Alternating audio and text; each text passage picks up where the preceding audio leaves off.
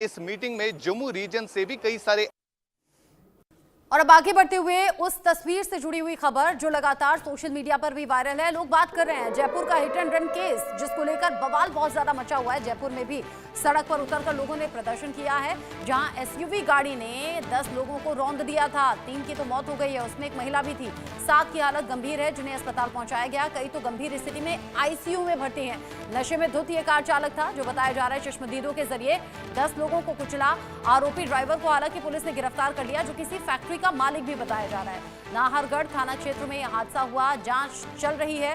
हादसे का CCTV footage भी सामने आया, जो रोंगटे खड़े कर देने वाला है।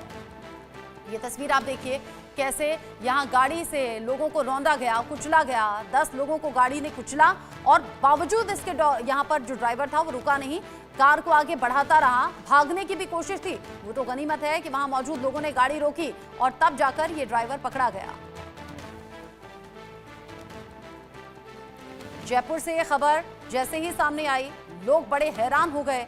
लोगों को कैसे रौंदते हुए ये गाड़ी आगे बढ़ गई। उस्मान नाम का ये शख्स बताया जा रहा है, जो कि कार चला रहा था, और चश्मदीद ये भी कह रहे हैं कि नशे में धुत था उस वक्त। रजाउल्ला खान इस वक्त जुड़ गए हैं ज्यादा अपडेट के साथ, इंडिया न्यूज संवाददाता। रजाउल्ला, 10 लोगों को रौंदा, 3 की जान चली गई है, बाकी की स्थिति क्या है? और जो दिन भर से बवाल हो रहा है जयपुर की सड़कों पर, शांत हुआ क्या? बिल्कुल, देखिए जयपुर की सड़कों पर अगर बवाल की बात की जाए तो जो मुख्य बड़ी मांग थी 1 करोड़ रुपए मुआवजे की, जो परिवार और जो अन्य लोग हैं वो मांग कर रहे थे। तो राजस्थान सरकार की तरफ से भारतीय जनता पार्टी की जो सरकार है उन्होंने बड़ा फैसला लिया है और अब मृतकों को 50-50 लाख रुपए देने का जो ऐलान है वो यहाँ पर किया गया है। एक एक जो मृतक के परिजन है उनको बाकायदा नौकरी देने का भी ऐलान किया गया है। हालांकि कोई ऑफिशियल अभी तक जानकारी है वो निकलकर सामने नहीं आई है, लेकिन जिस तरीके से सुबह से लगातार नाहरगढ़ रोड इलाके से लेकर चौपीट चौपट चांदपुर इलाका पूरी तरीके से बंद था, जो जाम है वो यहाँ पर प्रदर्शनकारी की तरफ से लगा दिया गया था।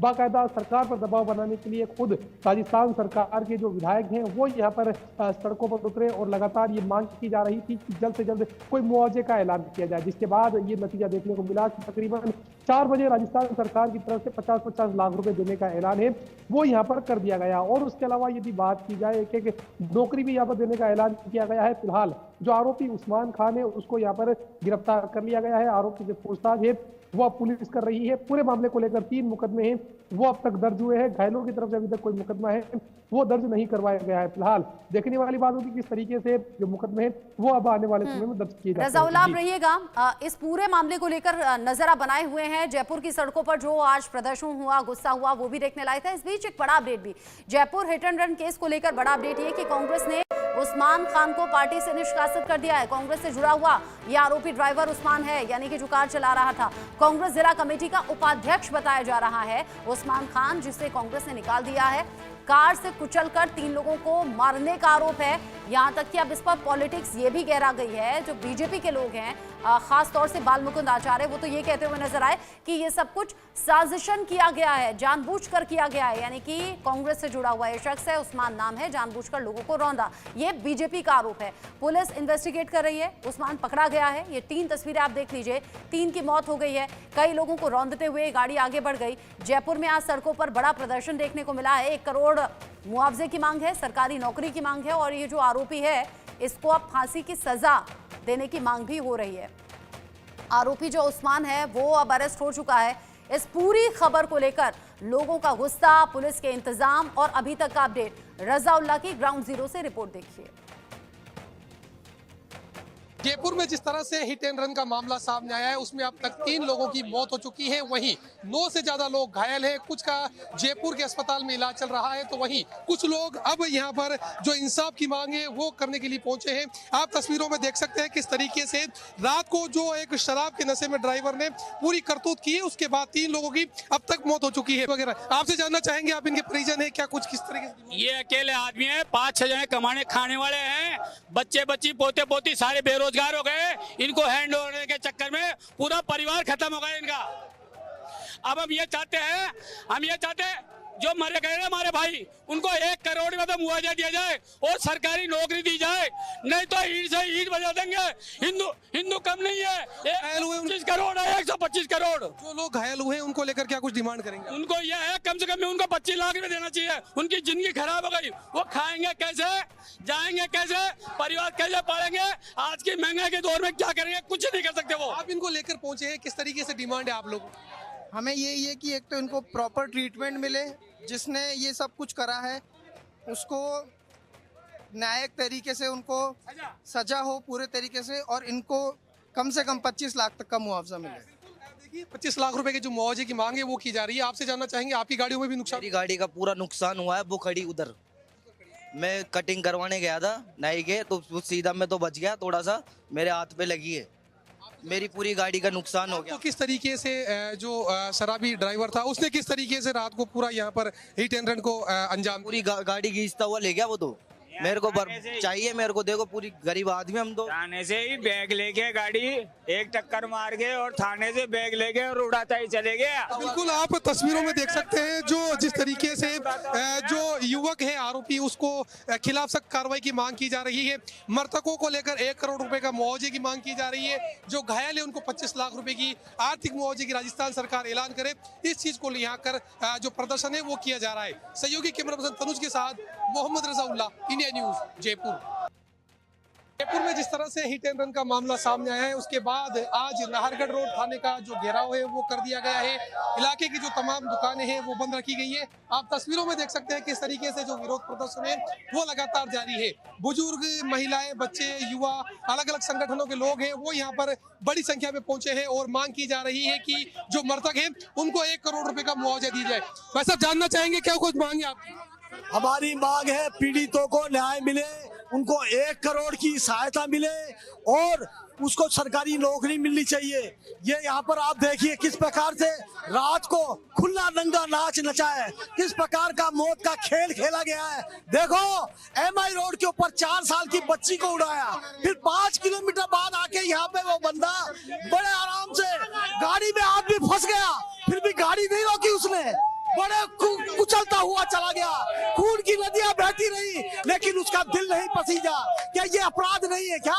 पुलिस प्रशासन जो यहाँ पर मौजूद था उसके ऊपर उसके भय नाम की कोई चीज नहीं थी, और यहाँ का स्थानीय विधायक, वो MLA विधायक, वो उसको बचा रहा है, रात को छुड़ा के ले गया।